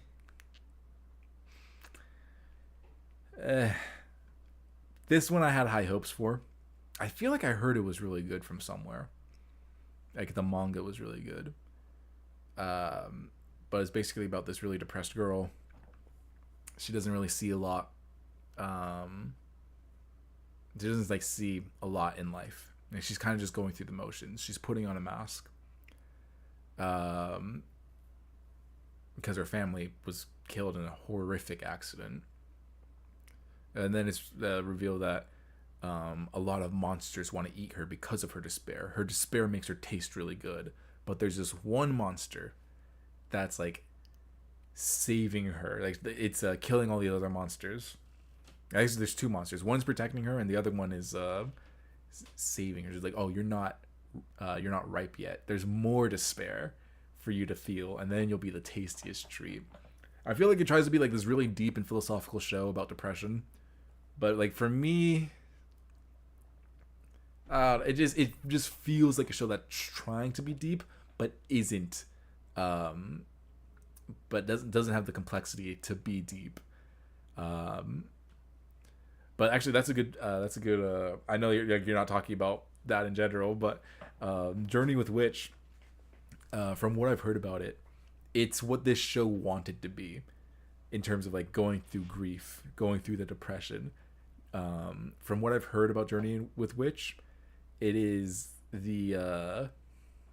that's the bar for kind of going through these deep and emotional themes and feelings. And this one, I just feel like it misses the bar. It's kind of like award bait. It's like when you watch a movie and you're like, oh, this is Oscar bait. Like it's trying to be fancy. It's trying to be all these things, but in the end, you kind of go, where's the soul of it? So this one was a big disappointment for me. I wish it was better. I really wish this one was better. I wish so much. It's actually going to be my number 2. I wish it was better, because I really wanted a good fantasy last year or last season. I feel like we were missing in general last year. We were missing a good fantasy.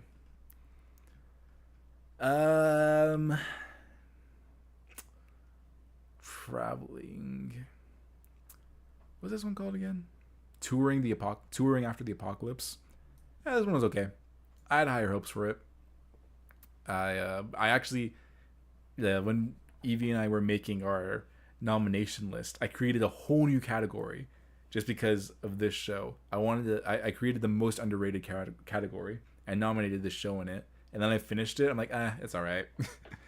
I think it started off very strong, but the last 3 or 4 episodes kind of just lost the sauce. It's okay. I enjoyed like the simple premise of it, of like the world ended and these 2 girls are going around the world traveling this barren place and retracing the steps of the main girl's older sister, because the older sister traveled a lot and she took a lot of pictures. So like the main character, she's just retracing those steps to get to feel closer to her sister. So I'm like, oh, I like that. I enjoyed that. I really like that. There's a little bit of a mystery as to how the world ended and how these 2 are still alive. But like after like the last like 2 or 3 episodes, those last ones, it just like it started. It just lost it. It lost what made it magical and just got really like weird. The ending kind of picked it up and kind of went back to like the roots of it, but I don't know if I would watch a season 2 of it. It was just okay. The best fantasy category is going to be a slogfest. Bruh, I know. Best isekai category is going to be a slogfest too. There's a lot of good isekai. And I know this one's going to be really underrated. So this one's going in best isekai and most underrated. But the isekai office worker, this one is a surprisingly good isekai. I really thought I was going to drop this. But I ended up dropping the other isekai. Like the noble reincarnated one. This one has been surprisingly very good, because the trailer makes it look so boring. But this has a plot. It's one of the best isekai in general, just because it has a plot. But yeah, you do isekai and fantasy this year. Isekai fans and fantasy fans, they're winning. This is a fantastic year for them, and it's only going to get better. You get back home tomorrow night. Hey, nice. I hope you enjoyed your vacation. All right, we got 4 shows left. Actually, you know what? This one, I'm gonna drop it.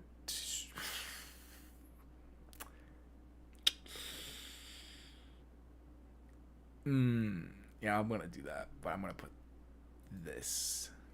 How do I want? Oops. Wait, what am I doing? What am I doing? Oopsies.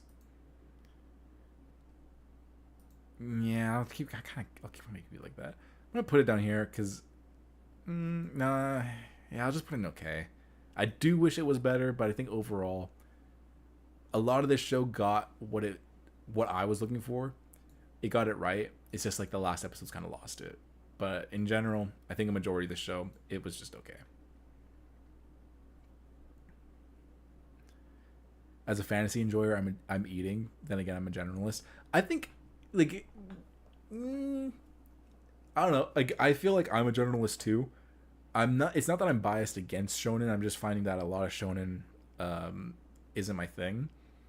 But I mean, I it's not that I ignore shonen. I do try it. I really want to like a lot of shows that come out and a lot of shows that I end up not liking.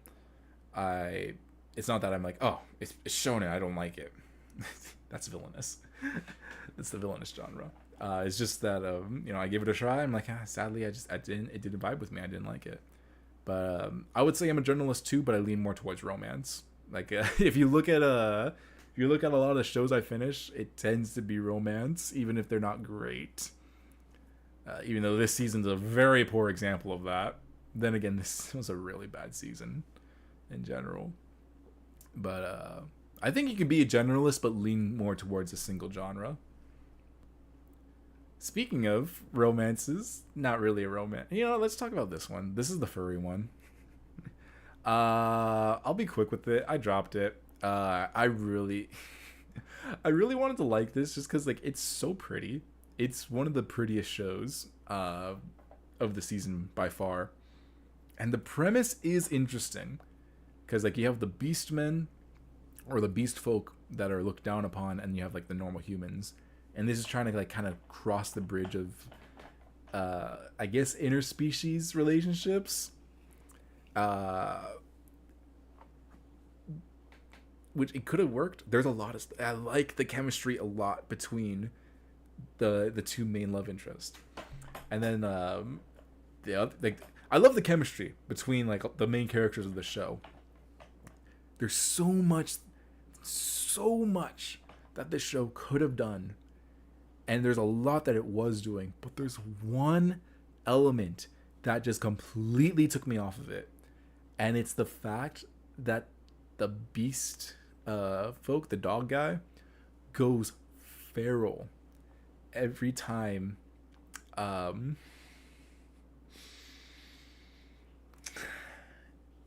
main girl gets turned on. He just starts going feral. He's like, pheromones. Oh! And I'm just like, this is the plot point that we're going for? Of all the themes we could have touched, this is the plot point? And it's a main plot point. I couldn't do it. I gave it a fair shot, but they took it so seriously. I'm like, you did not have to write this. This was everything about this show was so interesting. It was so good. This was not it. This feral plot point, not for me. Not for me. I don't know if like the girlies I don't know if the girlies like that. My sister doesn't really watch romance anime that much. Not for me. I was weirded out. I'm surprised I made it to episode 4. But I was really hoping that it was just going to be a one-time thing. But it's the main gimmick of the show. And I just, I definitely have a preference for shows that take their time with things. Oh yeah, me too, 100%. I definitely can tell I have a slower, more boring preferred pace than the average person. Me too. I mean, like ReZero is one of ReZero was one of my favorite animes of all time. Still like it a lot. We'll see where it ranks after season 4, but I love the slow burn of it. Like, aside from the big Rudius problem, I love the pace of Mashoko Tensei. Frieren is, I love that. Steins Gate, I love that. I want to say Mob Psycho's slow, but it's also not like the breakneck action pace a lot of shonen is.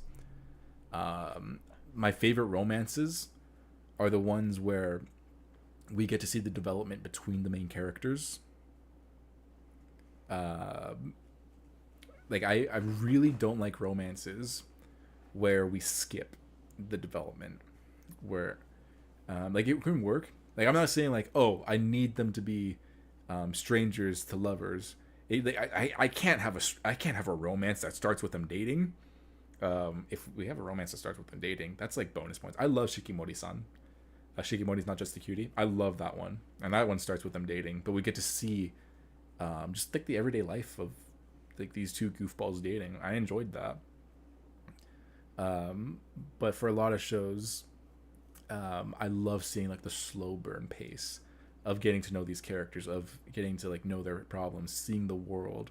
I love that stuff. I live for it. I wish we got more that did that on a consistent level.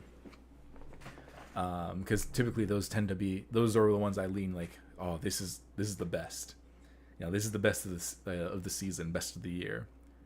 And shows that have that breakneck pace, the ones that like action, or just like, you know, I mean, shonen, it's action. I don't really know what to say where romance would be. I guess like relationship. Those ones I tend to kind of go, it's all right, or it fades out. Another one that's okay. Speaking of slow burns, this was at the bottom in terms of like its name. I forgot what it's called. Yano-kun's Ordinary Days. This one, slice of life romance.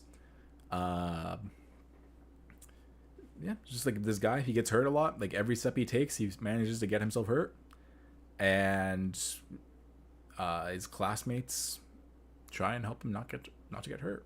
And there's a girl that likes him. It was okay. It's not, again, not one of the best romances out there, not one of the best slice of lives out there. Serviceable. I think it could have used a good dub to really help it. I don't know why I say like it could have used a good dub in terms of the dub would have made it better. Maybe it would have been easier to kind of like palette. Yeah, it's all right. Nothing too much. There's not much going on with it. Wanda Dance. This show has been clowned on since the beginning, because I will be your biggest CGI defender. This show does not utilize CGI well. It's primarily a 2D show, but whenever like they start dancing, they go into CG models, and oh boy, they needed a lot more time rendering those models, because it is rough, especially in the beginning of the series. A lot of the clips that you actually do see for this show where they're making fun of the dancing, it is from the beginning of the series. It's from like the first 3 or 4 episodes. And while I don't think the model gets better in terms of its look, like the hair, like when the girls are dancing, the hair is rough. Like long hair, these models cannot do. The faces are also like PS2 rough. The movements are super janky in the beginning, but by the end of the series, I feel like they get the movements. And a lot of people have been clowning on this. It is a shame, because if you look at the manga, it's beautiful. It's very well choreographed, especially like, you know, it's just drawings. Like there's no animation in the manga, but like the way that the artist draws their dance moves, like you can tell where they're moving, and it's beautiful. And the anime does not do it justice in terms of the dancing. But looking beyond the visuals, the story and the relationship between Wanda and, I believe his name was Kudo or Kan. What was his name? I like this guy a lot.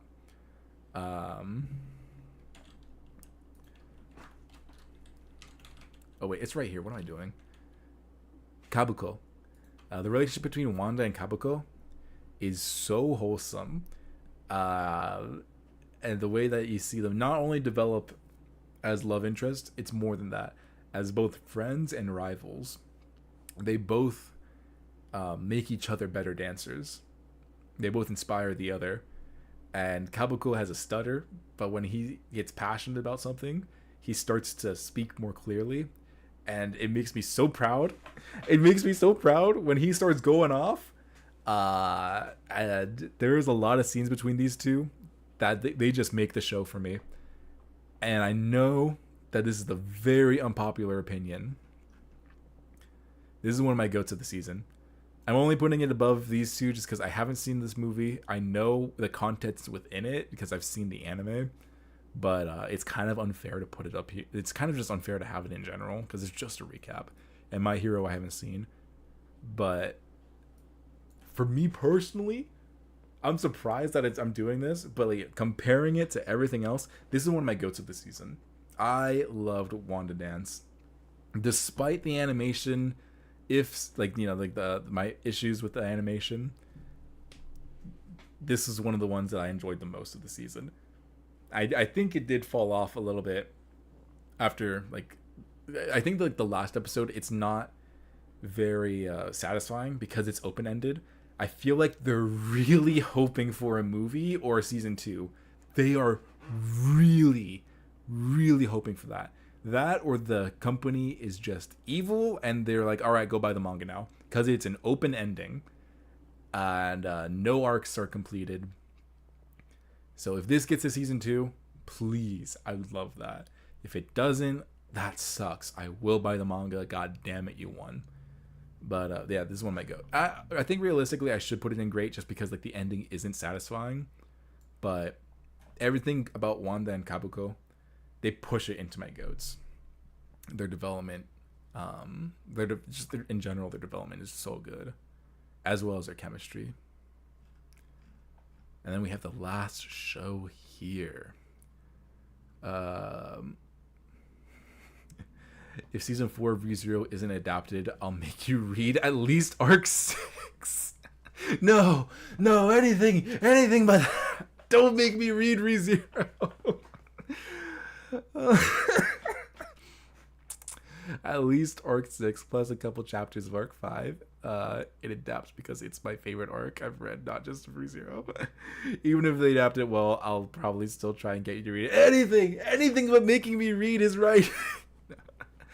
I'll eventually try and read ReZero again. It's so hard. It's so hard getting into those light novels. I don't want to badmouth the author, because like as a writer, I do know just how hard it is to write. And it could be a translation issue. It could be like there's a lot of sauce in the writing in Japanese, and that is just like not greatly translated in English. So it could just be a translation issue on my end.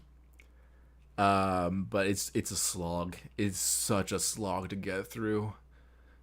It took me so long to read volume 1 and then volume 2, and then I read like half of volume 3. I'm like, I need a break. I really need a break.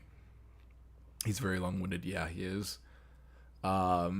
This is also it's not a pet peeve. It's just my preference. I was really hoping ReZero was going to be in first person. I feel like it's a very personal story for Subaru. I was very surprised when I opened the book and found that it was in third person, and I don't think it really serves at least the first few arcs. I know that there's some scenes where it's not Subaru as the perspective character, but just change the perspective to make it like Amelia the first person, or just whoever's the most important character. I mean, my book is in first person. Night Spider, I wrote it in first person, and there's a lot of perspective characters in that. I just change whoever's in perspective, who's the most important person in the room at the time, or who'd be the most interesting to have the. I don't know. It's just a pet peeve. Maybe later on in the series, it makes more sense as to why it's in third person. Like, you know, it's a decently sized cast. It's not one of the biggest casts I've seen. It's decently sized. So maybe like later as the cast gets bigger, it'll make more sense. But man, I was shocked it wasn't in first person, because season 1 especially, that is Subaru's story through and through. But yeah, the writing is just really dull. It's hard to get into. But I do want to get back into ReZero's light novels. I want to read the source material. I just have a lot more things that I do want to read first. But it's something I'll eventually get into. One day. In 20 years. When I catch up to my comics. Yo, Eevee, when are we reading the ultimate, the ultimate and the absolute books? I guess we could if you're coming back tomorrow night. Maybe either Sunday or next week. We can kind of talk about semi book club, because I just realized, like, hey, yo, wait, I have some videos. I'll show you a little bit. I have some ideas for Patreon and member stuff that will, like, eventually become public for YouTube. But we'll see. Anyway, last show, Tatsuki Fujimoto. Now, 17-26. Now, when I said that there was 1 or 2 more shows that could go into my goats, Sanda was one of the ones I was thinking of. Wanda Dance was not. I was very surprised I put it up here. It's just kind of a spur of the moment thing. Tatsuki Fujimoto. Not only is it my goats, I think it's my favorite of the season. I think Umumusume and Sanda are tied for second. These are 2 very different shows. It's very hard to compare them. Wanda Dance is a distant 3rd/4th.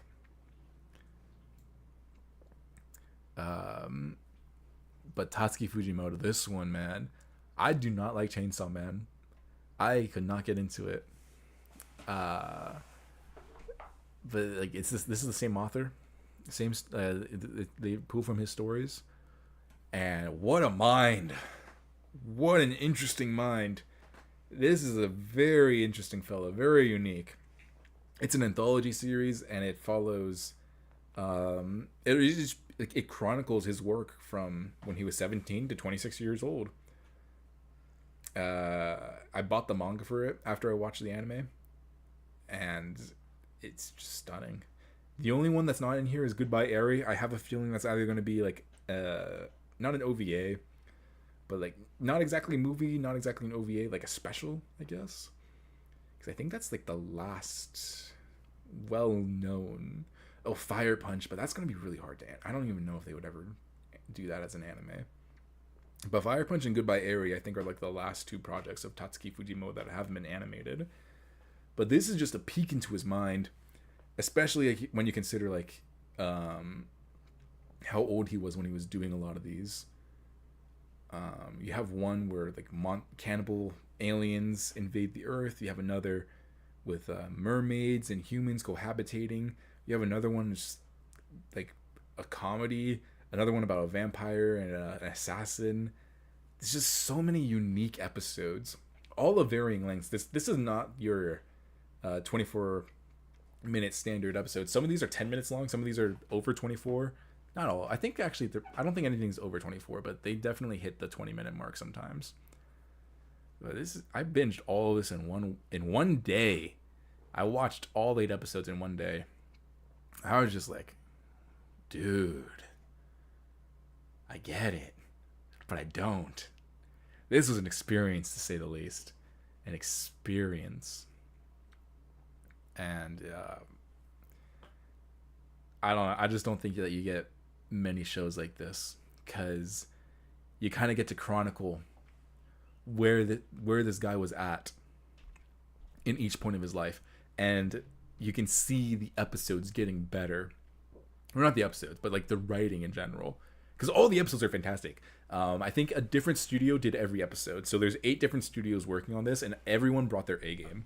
There's not a single episode where like, oh, I wish this studio did it instead. Like, every single one brought their A game. It was fantastic in terms of like the production quality. But like the writing, you can tell like, okay, this is probably one of his first stories, and this is one of his later stories. And everything in between is like, you can just see it. You can see him getting better and better.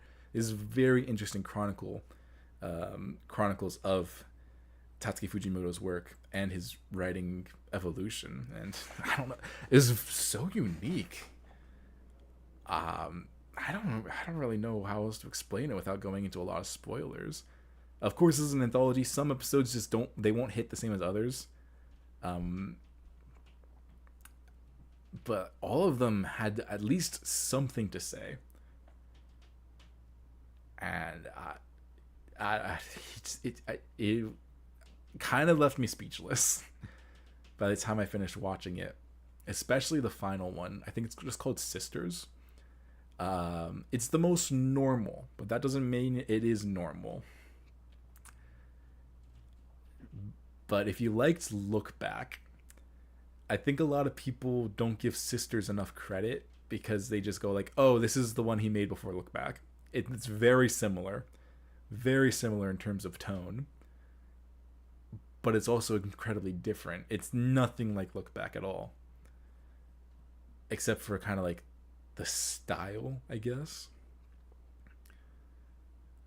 But like, after that one, it's just like, this guy's got a very interesting mind. I want to see him do a full-on slice of life-ish drama. You know, no, not even slice. I just want to see him do a drama.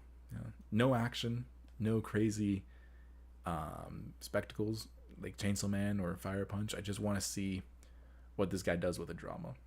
I mean, we kind of already saw that with Look Back. I want to see it 12 episodes, which is a manga series. But yeah, that's my list. This is probably, I mean, let's not count these two. I mean, let's count My Hero Academia. Let's be real. So we have 5 goats, 1 great, 2 goods, 5 okays, and everything else not. That is not good. That is not good. This is a surprisingly very weak season. I think Star Wars Visions came out this season. I would probably put it in a good time. There's a couple episodes that are S tier, a few that are okay. So overall, I think Vision Season 3 was a good time. I don't really think there's anything else. I don't think this list missed much or anything. I don't think there's any not Japanese. I don't think there's any Chinese shows outside of Who Made Me a Princess.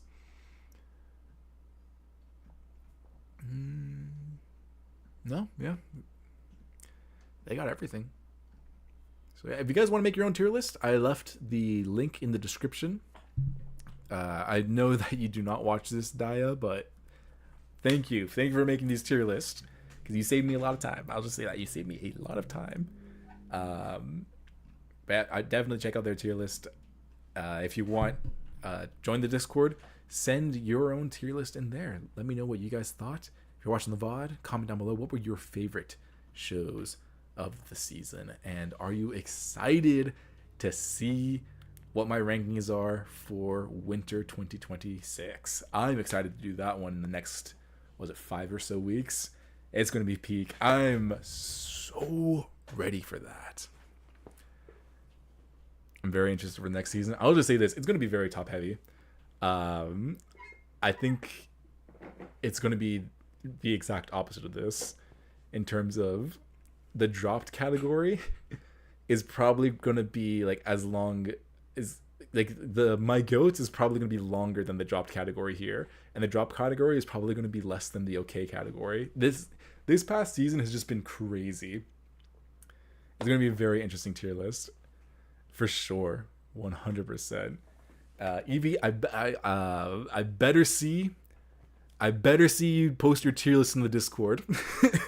when the winter 2026, when I do mine, I better see yours posted in the Discord. All right, mister? But yeah, guys, thank you all very much for watching. I'll see you in the next stream. Next week, we will probably be resuming the Walking Dead, and we'll be starting off with season 2. So that's going to be very, very interesting, especially the cliffhanger that we left off on season 1. So yeah, see you guys then. Keep watching anime, and subscribe, do the stuff, notification bell. Bye.